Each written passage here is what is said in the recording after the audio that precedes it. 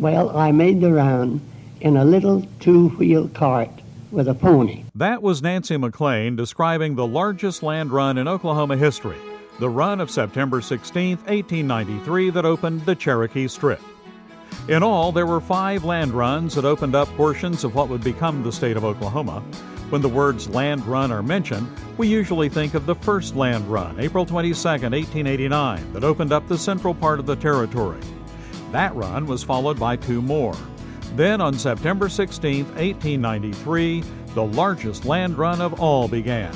The federal government granted 7 million acres of land to the Cherokee Nation in treaties of 1828 and 1835. The United States guaranteed to the Cherokee Nation that this land would be a perpetual outlet west for tribal hunting grounds. It measured 58 miles wide and extended 220 miles along the northern border. Following the Civil War, a number of things began happening to that land. First, the federal government took back some of it to use for relocation of additional Indian tribes. Then the railroads came through, along with cattle drives. People began clamoring for the land to be open for settlement. So at noon on September 16, 1893, cannons boomed, guns were fired, the run was on, with more people running and more land to be claimed than in any previous run. Among those making the run was young Nancy McLean with her cart and pony.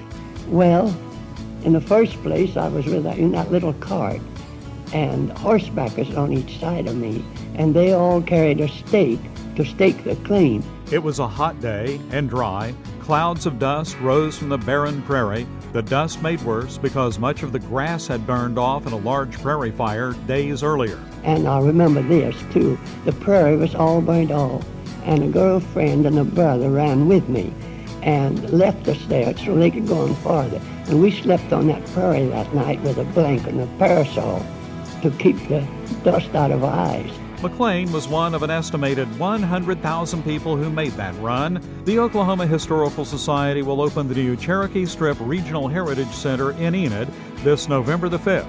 It's been under construction for 3 years. The only remaining sod house from that land run is now a museum owned by the Oklahoma Historical Society, located in Aleen, and the Oklahoma Historical Society operates the Cherokee Strip Museum in Perry.